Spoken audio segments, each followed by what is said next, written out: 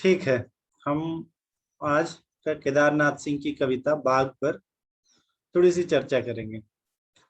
इसलिए भी कि हो सकता है कि ये लंबी कविता है, तो इसी पर आपको एक प्रश्न पूछ दे कि बाघ के आधार पर आप केदारनाथ सिंह की काव्यगत विशेषताओं को रेखांकित कीजिए, या फिर सीधे सीधे बाघ कविताओं के बारे में अपने विचार स्पष्ट कीजिए। किसी भी तरह का प्रश्न बन सकता है, और ना भी बने तो ये जरूरी है कि थोड़ा सा केदारनाथ सिंह को अगर आप पढ़ रहे हैं या उनको जानना चाहते हैं तो बाघ कविता के बारे में जानना चाहिए। ये बहुत उनकी सबसे चर्चित कविताओं में से एक है, एक कविता श्रृंखला है। फिलहाल जो अब पुस्तक के रूप में ही, मतलब एक स्वतंत्र पुस्तक, कविता संग्रह के रूप में ही एक है, काव्य पुस्तक के रूप में, जिसमें इस कविता के 21 खंड है, छोटे बड़े। ये सबसे पहली बार राजकमल या उससे भी पहले, सबसे पहले ये आलोचना पत्रिका में छपी। केदारनाथ सिंह इसके बारे में बताते हैं कि उस चिट्ठी में जिस परमानंद श्रीवास्तव को जो उन्होंने लिखा और जिस आलोचना पत्रिका में भी छपी, कि वो चाहते तो नहीं थे कि ये कविताएं इतनी जल्दी मतलब छप जाएं, पर चूंकि नामवर सिंह जान गए थे, और केदारनाथ सिंह के ऊपर जिन लोगों का सबसे ज्यादा प्रभाव था, जिसको केदारनाथ सिंह ने माना भी हिंदी के, वो त्रिलोचन और नामवर सिंह। तो नामवर सिंह की किसी बात को वो टाल नहीं पाते थे। तो नामवर सिंह को कहीं से पता चल गया कि केदारनाथ सिंह ने बाघ श्रृंखला से कुछ कविताएं लिखी, और फिर उन्होंने कहा कि इसको छपने दो। तो उस वजह से भी ये कविताएं छप गईं। उस समय प्रधान संपादक जो थे आलोचना के, नामवर सिंह थे, और मतलब जो संपादन का कार्य देख रहे थे उस समय परमानंद श्रीवास्तव थे। तो परमानंद श्रीवास्तव ने आलोचना के शायद 1984 के अंक में इन कविताओं को सबसे पहले छापा, और बाद में फिर वो राजकमल प्रकाशन से केदारनाथ सिंह की जो प्रतिनिधि कविताएं हैं, उस संग्रह में भी ये कविताएं शामिल हैं। बाघ श्रृंखला से जो कविताएं हैं उसमें 16 खंड थे, और उसमें लिखा था बाघ ढलती शताब्दी का पंचतंत्र। यानी 1985 में छप रहा है तो 20वीं सदी के अंत की तरफ बढ़ रहे थे, और दूसरी तरफ पंचतंत्र जो है वो हम जानते हैं कि ये हमारे पहले की कहानियां हैं, जिसमें जानवरों पर आधारित कहानियां हमें पढ़ने को मिलती हैं, और वो मतलब फिर उसके माध्यम से किसी तरह का शिक्षा देने के प्रयास किया जाता है। जैसे खरगोश और कछुआ वाली कहानी, या फिर वो शेर और लोमड़ी वाली कहानी की, शेर उसने कहा था कि उसने शिकार करना बंद कर दिया है, और इसी तरह से कौआ वाली कहानी। तो इस तरह से कई कहानियां पंचतंत्र में थी जो जानवरों पर आधारित थी, लेकिन वो एक तरह से शिक्षा देने के लिए उन कहानियों को, या किसी तरह की प्रेरणा देने के लिए उन कहानियों की रचना की गई। तो पंचतंत्र से हम लोग सब लोग वाकिफ। फिर 1996 में जो एक पुस्तक के रूप में ये बाघ जो सारी कविताएं हैं वो छपी, और उसमें आमुख यानी शुरुआत की एक कविता के साथ साथ कि उसमें आमुख यानी क्यों लिखा बाघ कविता और क्यों प्रेरणा कहाँ से मिली, इन सब की चर्चा करते हुए यानी एक भूमिका लिखी केदारनाथ सिंह ने, और 5 खंड जो हैं वो उसमें जोड़ दिया गया। और उसके बाद तो इस तरह से जो भारतीय ज्ञानपीठ से पुस्तक के रूप में बाघ श्रृंखला जो कविताएं छपी हैं वो टोटल 21 खंड हैं, छोटी बड़ी। तो केदारनाथ सिंह ये मानते हैं कि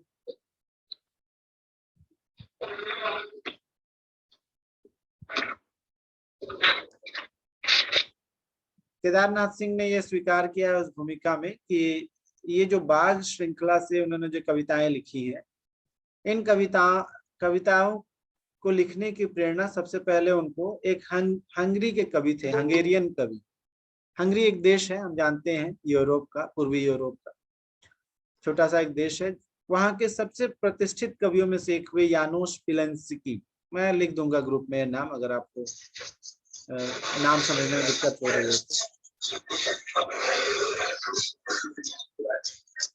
तो ये जो यानोस पिलेंस्की की एक कविता छपी थी जिसमें पशु लोक की चर्चा थी। यानी पशुओं की दुनिया की चर्चा थी। तो केदारनाथ सिंह ने ये सोचा कि इससे ज्यादा आत्मीय एक हमारे पास भी पशुओं की दुनिया है और वो पंचतंत्र है। और उनको लगा कि पंचतंत्र के माध्यम से अभिव्यक्ति को बिल्कुल मतलब कई मतलब नई संभावनाएं हैं, कई बातें कही जा सकती हैं उन पंचतंत्र की कथाओं के माध्यम से, उसके किसी पात्र के माध्यम से। वो ये सोचते रहे और इस बीच जो है बाघ जो है उनके दिमाग में आया कि बाघ जिस तरह से एक मिथकीय चरित्र है, या वो कहते हैं कि आज बाघ जितना प्राकृतिक रूप से हमारे समाज में मौजूद नहीं है, उससे ज्यादा मिथकीय रूप में मौजूद है। कि बाघ को लेकर के जो डर है, बाघ को लेकर जो कथाएं हैं, जो कहानियां हैं, उसका हमने अभी कोई हमारा जीवित अनुभव नहीं होता है। वो सब कहानियां हमने सुनी हुई हैं। वो मतलब मिथक कहते हैं जब वो कहानी जो है एक रूढ़ी में बदल जाती है, बार बार ऐसा लगता है जो सच से उसका बहुत संबंध भी नहीं होता है। या फिर थोड़ा बहुत आज के जनरेशन के पास जो बाघ की कहानियां हैं, वो कहानी क्या है, मतलब बाघ कैसा होता है, वो थोड़ा बहुत डिस्कवरी की वजह से, डिस्कवरी चैनल की वजह से, पर वो भी बाघ के बारे में पूरा नहीं है। तो जो भी है, तो मतलब बाघ को हम जितना जानते हैं, जितना हमें बताया गया, या उसके मिथकीय रूप को हमारे समाज में जितना हमारे सामने रखा गया, उनको लगता है कि बाघ इससे कहीं बाहर भी है। इसीलिए आप जब इस बाघ जो 21 खंड है उसमें से एक खंड है जिसमें वो कहते हैं, इसका 13वां खंड है, जिसमें वो ये कहते हैं कि बाघ के बारे में बताते हुए कि ये बाघ जो है, ये पंचतंत्र का बाघ नहीं है। यहाँ जिस बाघ को केदारनाथ सिंह ने लिया है, और ये बाघ एक नया बाघ है। प्रेरणा वहीं से मिली, यानोस पेलेंस्की की कविता से, और उसके बाद फिर पंचतंत्र का बाघ, और उसके बाद फिर वो जब केदारनाथ सिंह की कविता में आता है, तब वो बाघ वही नहीं रह जाता जो हमने किस्से कहानियों में सुने। इसलिए वो 13वें खंड में लिखते हैं कि वह नहीं जो मुझे एक दिन मिला था किसी कवि की कविता में, बल्कि एक जिंदा और सुच्चा बाघ वहां चुपचाप खड़ा था। वो कह रहे हैं कि मैं उस बाघ के बारे में नहीं जानता हूँ जो अब तक हमने कथाओं में सुना है या किसी कवि की कविताओं में पढ़ी है, किताबों के मार्फत, बल्कि मैं जिस बाघ के बारे में कह रहा हूँ वो बिल्कुल जिंदा था और चुपचाप खड़ा था। मतलब बाघ है और चुपचाप खड़ा है, ये अपने आप में एक तरह की मतलब पैराडॉक्स है, विरोधाभास है। किसी केदारनाथ सिंह जो है बाघ को किसी एक रूपक में या प्रतीक में या बिंब में उसको स्थिर नहीं करती, बल्कि ये बाघ लगातार मतलब परिवर्तनशील है, गतिशील है। आप देखेंगे कि वो बाघ जो 21 खंड है, हर खंड में या 4 खंड जो इंटरनेट पर अवेलेबल है अभी आपके लिए, उसमें भी हर खंड में बाघ अलग है। या फिर मैंने जो कविता आपको सुनाई थी त्रिलोचन वाली, जिसमें वो बाघ एक खिलौना है, तो हर जगह बाघ को उन्होंने ये कोशिश की है कि बाघ का किसी तरह से वो एक रूढ़ीकृत नहीं हो जाए, एक ही किसी प्रतीक में न ढल जाए, वो मतलब एक ही बिंब न बन जाए, उससे एक ही अर्थ ना निकले। और आप ये देखें कि न सिर्फ बाघ के प्रति, बल्कि केदारनाथ सिंह के यहाँ अगर आप देखेंगे तो पशुओं की एक दुनिया है। जैसे आप देखेंगे कि बंदर जो है हर जगह, हर हमें जिस तरह का बंदर का रूप हमारा दिमाग में आता है, बंदर कहने से जहन में आता है, वो उसका मतलब उछलना कूदना, शोर मचाना, इस तरह का रूप आता है। लेकिन आप केदारनाथ सिंह के यहाँ देखेंगे तो वहां पर भी वो सीढ़ियों पर बंदर बैठा हुआ, और उनकी कविता में है कि सीढ़ियों पर बैठा हुआ जो बंदर है उसकी आंखों में एक अजीब सी नमी। या फिर बैल जो कविता है, उस कविता में वो लिखते हैं कि वह एक ऐसा जानवर है जो दिन भर भूसे के बारे में सोचता है, रात भर ईश्वर के बारे में। तो यहाँ पर जो जानवर भी हैं, जो जानवर जो जगत है, जो पशु जगत है, और वहां से जो जानवर केदारनाथ सिंह की कविताओं में आते हैं, वो बिल्कुल आत्मीय रूप में मौजूद है। और उनके अंदर की किसी बात को, यानी उनके अंदर भी एक करुणा की तलाश, या उनके अंदर की वेदना, या उनके अंदर की जो भावना है, उसकी तलाश जो है केदारनाथ सिंह अपनी कविताओं में कर लेते हैं। और वो उनकी जो कवि दृष्टि है, वो सिर्फ जानवर के बाह्य रूप में या रूढ़िगत रूप में, या जिन प्रतीकों में हमको आज तक हमारे सामने पेश किया गया है, उसी रूप में नहीं देखती। तो इसलिए बाघ भी यहाँ जो है वो किसी किसी रूढ़िगत रूप में नहीं है, वो किसी पहले से तय किसी प्रतीक के रूप में, बिंब के रूप में उस तरह से मौजूद नहीं है।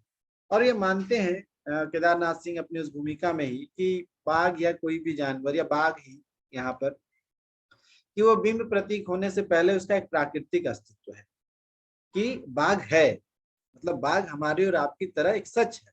इसलिए वो कहते हैं कि एक जिंदा और सुच्चा बाघ, मतलब सच्चा एक बाघ जो है वो, उसके बारे में मैं बात कर रहा हूँ। बाघ जो है, वो लिखते हैं कि बाघ हमारे लिए आज भी हवा पानी की तरह एक प्राकृतिक सत्ता है, जिसके होने के साथ हमारे होने का भवितव्य जुड़ा है, हमारा भविष्य जुड़ा है। ये उस भूमिका में ही लिखते हैं, बाघ कविता श्रृंखला की जो जो किताब रूप में छपी है। वो कहते हैं बाघ हमारे लिए आज भी हवा पानी की ही तरह अपने प्राकृतिक बाघ हमारे लिए आज भी हवा पानी की तरह एक प्राकृतिक सत्ता है, जिसके होने के साथ हमारे अपने होने का भवितव्य जुड़ा है। आप याद कीजिए कि बाघ बचाओ अभियान जो चल रहा है, जिसमें धोनी से लेकर तमाम बड़े मतलब जो खिलाड़ी हैं, फिल्म स्टार हैं और बड़ी हस्तियां, जिनको हम मतलब बड़ी हस्तियां कहते हैं कोट एंड कोट, जिनको लोग जानते हैं, ज्यादा ज्यादा लोग जानते हैं, वो सब लोग मतलब बाघ को बचाने की बात कर रहे हैं कि इतने बाघ बच गए। तो बाघ को बचाना क्यों जरूरी है, मतलब क्या होगा बाघ नहीं होंगे तो? क्योंकि ये पूरा पारिस्थितिकी तंत्र जो है वो नष्ट हो जाएगा। वो चाहे गिद्धों के नष्ट होने से हो, मधुमक्खियों के जाने से हो, बाघ के जाने से हो, वो सबका होना हमारे अपने भविष्य के लिए बहुत जरूरी है। इसलिए बाघ जरूरी है। नहीं तो मनुष्य जो है वो इतना कृतज्ञ एक प्रजाति है, अगर जरूरत नहीं होती तो वो कभी इस तरह के अभियान नहीं चलाता, वो कभी इस तरह की चिंता जाहिर नहीं करता, और तब तक करता भी नहीं है। जब तक उसको लगता है कि पानी बहुत है तो बहाता रहता है, फिर उसको जब लगता है कि पानी कम है तो फिर वो कहता है कि पानी बचाओ। जब उसको लगता है कि खूब पेड़ हैं तो काटो, फिर जब पेड़ कम हो जाएंगे तो कहेगा कि भाई बचाओ। एक पेड़ जो है 10 पुत्र के समान है और 10 बच्चों के समान है, ज्यादातर पुत्र ही लिखा जाता है, क्योंकि भारतीय समाज को जो है पुत्र ज्यादा समझ में आता है, पुत्री नहीं समझ में आती है। तो इस तरह से जब आपके पास मौजूद होता है तब आप उसके पर ध्यान नहीं देते हैं। तो उसी तरह से बाघ की हमें जरूरत है। आप सोचिए कि हम दुनिया में आए, और मैं कृतज्ञ इसलिए कह रहा हूँ कि आप जिससे सबसे ज्यादा लेते हैं या थोड़ा भी लेते हैं, उसके प्रति हमारे दिल में कृतज्ञता का भाव होता है। और हम ये गाहे बगाहे अपने किसी रिश्तेदार, किसी दोस्त के बारे में कहते रहते हैं कि अरे वो तो बहुत अच्छा आदमी है, बहुत अच्छी औरत है, उसने मेरा बहुत बुरे समय में मदद किया। तो ये कृतज्ञता है। पर हम जिस पृथ्वी पर पैदा होते हैं, पूरा जीवन हमारा जिस पर पलता है, हम एक बार भी उसके प्रति अपने जीवन में कृतज्ञता का भाव ज्ञापित नहीं करते हैं, अपने मन में नहीं लाते। हम कभी सर झुका के उसको थैंक यू नहीं कहते हैं, धन्यवाद नहीं कहते। और ये सारी जो समस्याएं प्राकृतिक से रिलेटेड आज लॉकडाउन तक, ये सारी समस्याएं यहीं से शुरू होती हैं कि हम जिस पृथ्वी पर पैदा हुए, जिस पर पले बढ़े, हम क्या, हमारा इतने सालों का पुराना जो इतिहास है, सारे हमारे वंशज, हम कभी इसके प्रति शुक्रगुजार नहीं रहे। तो खैर, तो बाघ भी उसी तरह से एक प्राकृतिक सत्ता है, और ये बाघ कविता में केदारनाथ सिंह स्थापित करने की कोशिश करते हैं। और बाघ के फिर उसके बाद बहुत सारे रूप। तो फिर ये भी सवाल आता है कि बाघ आखिर है क्या, मतलब इस कविता में क्यों केदारनाथ सिंह को, मतलब पंचतंत्र के यहाँ इतने सारे प्रतीक हैं तो वहां से फिर बाघ ही क्यों, मतलब उनको ऐसा लगा कि इसी को कविता का आधार बनाया जा सकता है, इसको माध्यम बनाकर कविता लिखी जा सकती है, या इस पर ही कविता लिखी जा सकती है। यहाँ पर आप देखेंगे कि बाघ जो है वो अपने जो हिंसक जो उसका स्वभाव है, उसके विपरीत यहाँ उदारता और करुणा से भरा हुआ है। कभी वो खिलौना भी बन जाता है, और कभी एकदम मनुष्य का जो हमारा जो अंदर का जो कोमल वृत्ति होता है, यानी मनुष्यता जो हमारे अंदर है, जो हमारी कोमलता है, उसका सबसे मुखर रूप जो होता है वो प्रेम होता है। तो कभी कभी उस एकदम हमारे अंतरलोक की जो कोमल वृत्ति है, जो प्रेम, उसके रूप में चित्रित है। जैसे कभी उस इसी श्रृंखला की कविता में कहते हैं कि यह जो प्यार है, या जो हम करते हैं एक दूसरे से या फिर नहीं करते, यह भी एक बाघ है। कि यह जो प्यार है, यह जो हम करते हैं एक दूसरे से या फिर नहीं करते, यह भी एक बाघ है। तो एक कि जहां पर प्यार नहीं होता, और प्यार होते हुए भी कभी कभी रिश्ते जो है बाघ की तरह बन जाते हैं, डरावने हो जाते हैं, मतलब जो मिथकीय बाघ है। और फिर यहाँ पर वो बाघ है कि जो हम करते हैं, यानी हमारा जो लगाव है, यानी एक दूसरे के प्रति एक दूसरे का होना जो है वो बिल्कुल अवश्यंभावी है कि मनुष्य का होना उतना ही जरूरी है जितना बाघ का होना जरूरी है, उतना ही प्यार का होना जरूरी है। तो ये भी है। तो इस कविता में आप देखेंगे कि ज्यादातर बाघ जो है वो एक अहिंसक रूप में, उसका अहिंसक रूप ही दिखाई पड़ता है। सहज एकदम मानवीय जिज्ञासा या उत्सुकता से वो हमेशा भरा हुआ है। जैसे वो ये देखकर, मतलब जब ये देखता है कि आदमी कहीं नहीं दिखाई पड़ रहे हैं या लोग नहीं है, बस्तियां नहीं है, तो वो बिल्कुल हैरान हो जाता है। और वो ये देखकर एक बस्ती की तरफ देख रहा है और वो कहता है कि उधर से धुआं क्यों नहीं उठ रहा है, क्योंकि हम ये मानते हैं कि धुआं अगर उठ रहा है तो इसका मतलब है कि कोई वहां होगा। धुआं उठना, आग जो है वो सभ्यता की निशानी है या किसी के बसावट की निशानी है, किसी के होने की निशानी है। तो कहता है कि उसे पता था कि जिधर से भी उठता है धुआं उधर होती है बस्ती, उधर रंभाती हैं गायें, उधर होते हैं गरम गरम घर, उधर से आती है आदमी के होने की गंध। लेकिन वो इस बात से, इन सब चीजों की अनुपस्थिति से, कि भाई उधर से एक तो धुआं नहीं उठ रहा है, इसका मतलब है न गाय है, न बस्ती है, न लोग है, यानी पूरी गाय का रंभाना, बस्ती का होना, घर से धुआं का उठना, ये क्या है? ये मनुष्य की, मतलब मनुष्यता का एक पूरे एक समाज का वर्णन है कि मनुष्य जो है अपने समाज, अपनी पूरी सामाजिकता के साथ है। उसके जारे जो, मतलब उसके आसपास की जो पारिस्थितिकी है, उसके आसपास के जो जानवर है, मनुष्य अकेला तो रहता नहीं है। तो गाय भी है, घर भी है, खाना भी है, यानी धुआं उठ रहा है यानी खाना ही बन रहा है। तो एक पूरी भरी भरी पूरी एक सभ्यता, एक संस्कृति वहां पर पल रही है।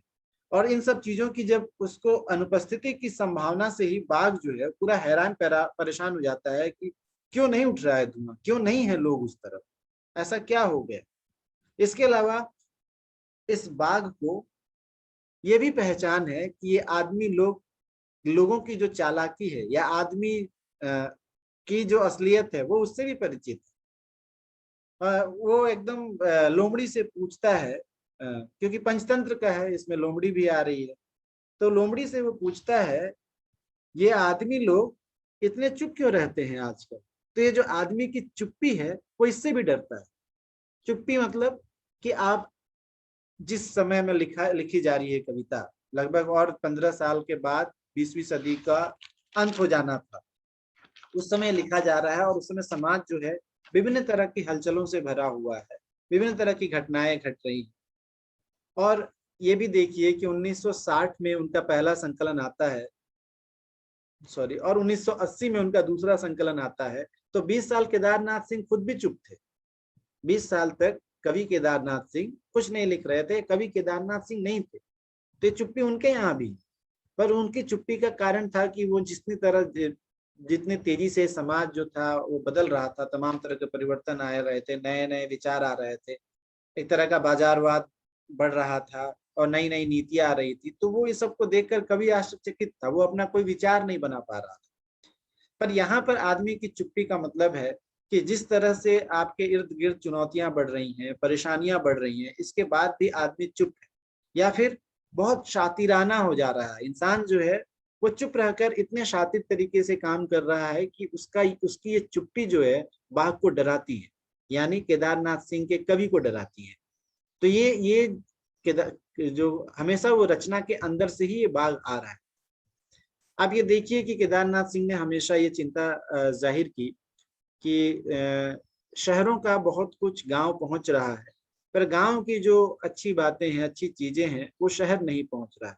जैसे मैं इसको थोड़ा बदल कर ये कहता हूँ, या मुझसे पहले भी किसी ने कहा हो, इसके बावजूद मैं, मतलब हो सकता है किसी और की बात ही दोहरा रहा हूँ, पर मैं ऐसा कहता हूँ कि शहर की जो अच्छी सोच है, जैसे कि आप शहर आते हैं तो जाति बहुत हद तक छूट जाती है, खत्म तो नहीं होती है, लेकिन आप जब बस में चढ़ते हैं तो आप ट्रेन में चढ़ते हैं या ऑफिस जाते हैं, उसी तरह से अपेक्षाकृत रूप से औरतों को थोड़ी ज्यादा आजादी हासिल है।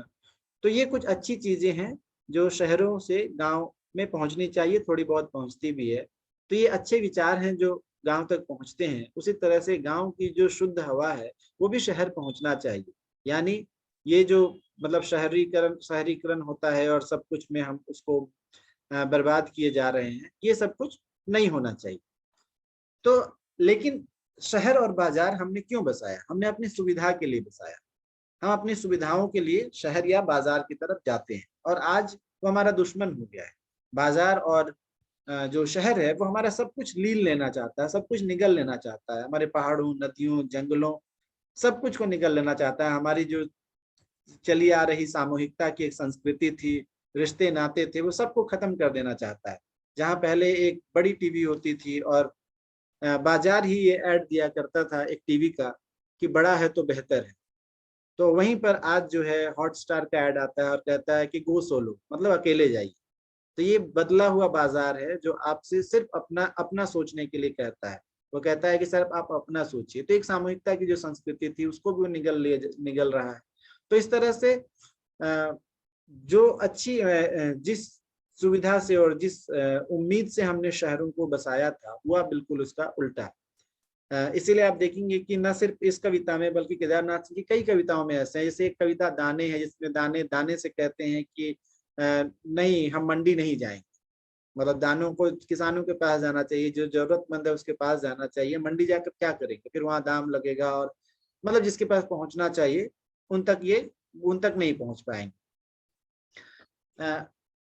ऐसी एक कविता जो है, मतलब मैं इसमें बाघ कैसे, मतलब ये बाजार कैसे डराता है, आप इसका एक रूप देखेंगे कि केदारनाथ सिंह के एक समकालीन ही कवि थे, विनोद कुमार शुक्ल।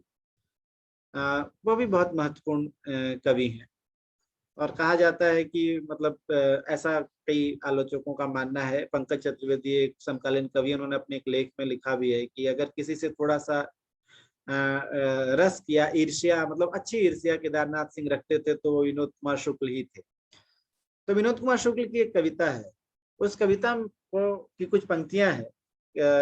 वो भी एक ऐसे कवि हैं जिसकी कविता को पढ़ते हुए, और ये बहुत सशक्त कवि हुए, मतलब केदारनाथ सिंह, विनोद कुमार शुक्ल, कुंवर बेचैन, कुंवर नारायण, इन लोगों की कविताओं को पढ़ते हुए ना बहुत आपको मतलब समझने में उस तरह से परेशानी नहीं होती है। होगी भी तो अगर आप 2-4 बार पढ़ेंगे तो समझ जाएंगे।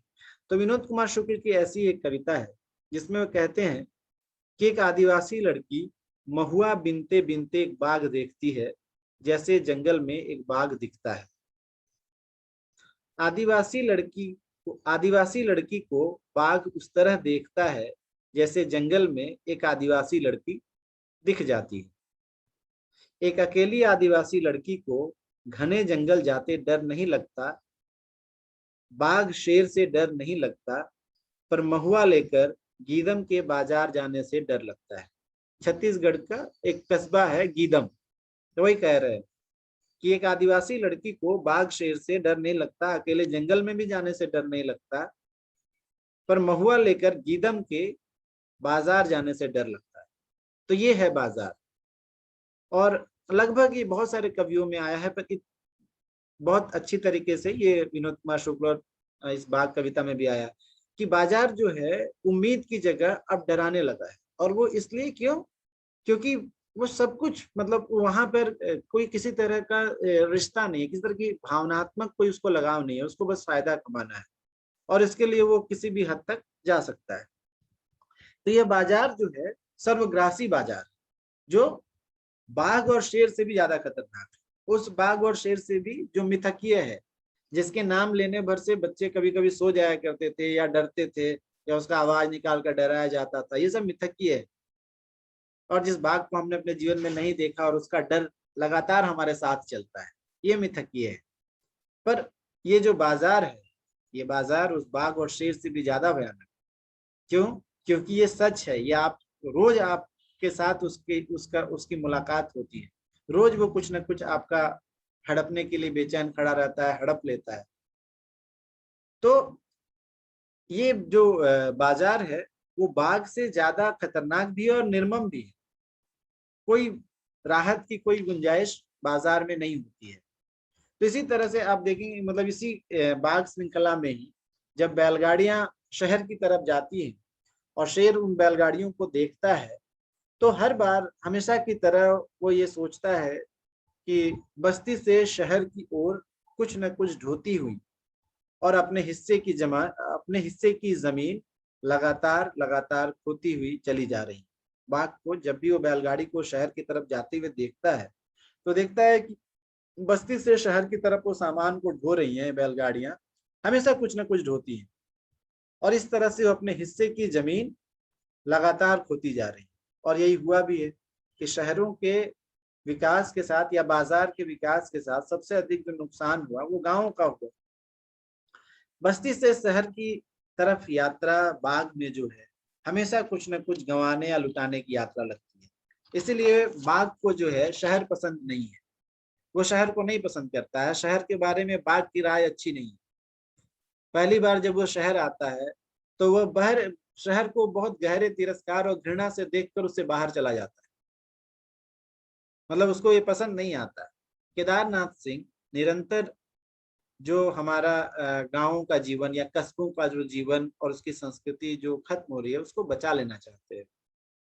वहां वो एक उम्मीद देखते हैं, उनको लगता है कि वहां जो बेहतर है उसको बचे बचे रहना चाहिए।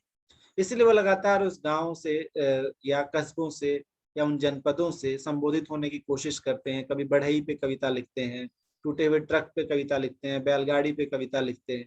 बावजूद उसके उनको ये इल्हाम है, ये पता है कि बच कुछ नहीं रहा है, मतलब पर कोशिश की जा रही है, मतलब वो अपने तरफ से कोशिश कर रहे हैं, यही बड़ी बात है।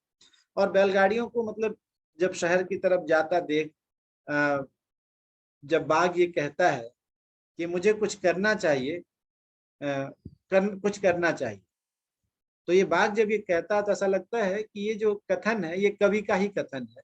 ऐसा लगता है कि केदारनाथ सिंह ही कवि कह रहे हैं कि बाघ कविता में बाघ जो है कई बार अपने कवि के साथ एकाकार हो जाता है। लगता है कि बाघ कह रहा है या केदारनाथ सिंह कह रहे हैं।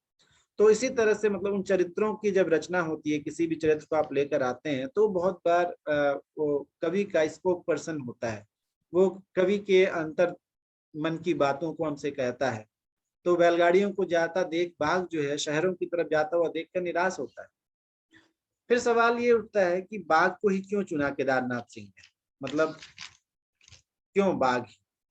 आप ये देखेंगे कि बाघ कविता में ही वो कहता है कि जिस वर्तमान में वो लगातार रहता है उससे बाघ जो है वो ऊब गया है, और उस वर्तमान में जहां वह दिन रात रहता है और गुर्राने मतलब रहता है और गुर्राता रहता है, या उसको इसी काम के लिए रहने और गुर्राने के लिए अभिशप्त होना है, तो ऐसे में वो खरगोश को अपने पास बुलाता है और ये खरगोश के रोमों को छू कर देखता है और वो उसको बहुत नर्म लगता है और वो कहता है ये एक नई बात है। बाघ ये कहता है कि ये उसका एक नया अनुभव है, मतलब ये तो उसने सोचा ही नहीं था कि अच्छा ऐसा भी होता है, क्योंकि वो खरगोश को तो पहले मार के खा जाता था या फिर वो अपने बाघ होने के गुरूर में हमेशा बंद रहा, तो उसके बाहर का जो उसका अनुभव है वो अनुभव उसने कभी लिया ही नहीं। पर जब वो खरगोश को बुलाकर उसके रोमों को छूता है तो कहता है यह एक नई बात। बाघ के लिए यह अनुभव अद्वितीय है, अनोखी है। इसी तरह से जो प्रचलित काव्य रूढ़ियां थी या जो काव्य फैशन थे और जिस तरह से कविताएं लिखी जा रही थी, उससे निकलकर कवि जब एक पंचतंत्र की दुनिया में पहुंचता है तो कवि को भी लगता है कि यह एक नई बात है। और साथ ही बाघ का यह विश्वास कि पहाड़ का मस्तक फाड़कर लाया जा सकता है नदी को समूचा उठाकर ठीक अपने जबड़ों के प्यास के करीब, कि पहाड़ का मस्तक फाड़कर लाया जा सकता है नदी को समूचा उठाकर ठीक अपने जबड़ों के प्यास के करीब। तो ऐसा लगता है कि यह कथन जो है कवि का ही है और कवि स्वयं को ही मतलब ये विश्वास दिलाने की कोशिश करता है, या यह उसका विश्वास है कि यह नदी कोई सामान्य नदी नहीं है, यह अर्थ की नदी है जिसको पहाड़ों का मस्तक फाड़कर, यानी जो उस समय के काव्य फैशन और रूढ़ियां थी और जो मतलब पहाड़ बन गई थी जिसको बार बार कवि प्रयोग कर रहे थे, उसमें से निकालकर अर्थ तक पहुंचना था। क्यों? क्योंकि उस समय एक ऐसा माहौल भी था कि लोग जो हैं वो कला के ऊपर ज्यादा ध्यान देते थे, कविता के कला पक्ष के ऊपर, और अर्थ कहीं खो जा रहा था। वैसे केदारनाथ सिंह जो हैं वो शिल्प को बहुत इम्पोर्टेंट मानते हैं। आप ये, मैं कल आपको बता रहा था कि तार सप्तक में जब उनकी तीसरा सप्तक में जब उनकी पहली बार कविताएं छपी, तब वो वहाँ बिंब को बहुत महत्वपूर्ण मानते हैं और वो कहते हैं कि एक कवि का सबसे महत्वपूर्ण काम जो है वो बिंब ही मतलब बनाना है। और ये भी लिखा कि एक आधुनिक यूरोपियन विद्वान के अनुसार कि बिंब के माध्यम से कवि जो है अपना शुल्क, या मनुष्य जो है अपना शुल्क, मनुष्य होने का शुल्क अदा करता है। तो बिंब के प्रति उनका एक आग्रह था, कला पक्ष के प्रति। पर इस कविता में आप जो पहली कविता है, आप जब अगर पढ़ेंगे, जो इंटरनेट पे भी उपलब्ध है, वो शुरुआत ही होती है कि बिंब नहीं, प्रतीक नहीं, तार नहीं, हरकारा नहीं। तो ये पहले ही वो इससे मुक्त हो जाते हैं, या फिर वो यहाँ तक आते आते अपने इस विचार से मुक्त होते हैं कि शिल्प पक्ष पर बहुत ज्यादा ध्यान देने की जरूरत नहीं है। जरूर अगर कवि का भावना और उसको लिख मतलब उसके पास विषय या जो लगाव है उसके प्रति अगर गहरा जुड़ा होता है, तो कविता का शिल्प अपने आप निर्मित होता चलता है। तो ये एक महत्वपूर्ण बात है कि केदारनाथ सिंह अपने ही उस सोच से अपने आप को मुक्त करने की कोशिश करते हैं, और इस कोशिश में वो बाघ के पास पहुंच जाते हैं। कवि जो है इसका इन सब चीजों का, बिंब का, प्रतीक का, इन सब चीजों का एक तरह से प्रतिकार करता है। और जैसे लगता है कि खुद ही प्रस्तुत होकर, मतलब इस कविता में एक जगह पर केदारनाथ सिंह कहते हैं कि मैं ही कहूंगा क्योंकि मैं ही, सिर्फ मैं ही जानता हूँ। वो कविता जो है पहली कविता ही है कि मैं ही कहूंगा क्योंकि मैं ही, सिर्फ मैं ही जानता हूँ मेरी पीठ पर मेरे समय के पंजों के कितने निशान। तो ये जो निशान है पंजों के, या जो जिन दर्द को या जिन बातों को किसी ने झेला है, वो उसी को वही कह सकता है। जैसे धूमिल ने कहा कि लोहे का स्वाद लोहार से मत पूछो, उस घोड़े से पूछो जिसके मुंह में लगाम है। तो पंजों का अर्थ होता है कि बहुत सारी निशानियां छूट जाना, वहां दर्द है। और यहाँ पर कई तरह की संस्कृति, कई तरह के रीति रिवाज, कई नीतियां हैं जो वो अपने साथ लेकर एक मनुष्य ढोता रहता है। उन पंजों के निशान कहिए या जो भी कहिए, हमारे पीठ पर भी बहुत सारे पंजों के निशान है जिसको लेकर के हम सारी सारी जिंदगी हम उसको मतलब बिताते हैं। और उसी के उस पंजे के, पंजा का निशान होता है, पंजा तो नहीं होता है, पर उसमें हम जकड़े हुए रहते हैं। उस जकड़ से मुक्ति बहुत जरूरी है, और उस मुक्ति की तलाश में केदारनाथ सिंह जो है वो बाघ के पास पहुंच जाते हैं, यह जानते हुए भी कि सच्चाई यह है, और जिस पर हम शक नहीं करते, बाघ के आने पर। लिखा है ना, ये बहुत फेमस लाइन है कि सच्चाई यह है कि हम शक नहीं करते बाघ के आने पर। मौसम जैसा है और हवा जैसी बह रही है, उसमें कभी भी और कहीं भी आ सकता है बाघ। कि जिस तरह के मौसम में हम रह रहे हैं और जिस तरह की परिस्थिति में हम रहते हैं, इसमें शक करने की कोई गुंजाइश नहीं है। सब लोग एक किसी न किसी एक बाघ के इंतजार में है, किसी न किसी एक डर के इंतजार में।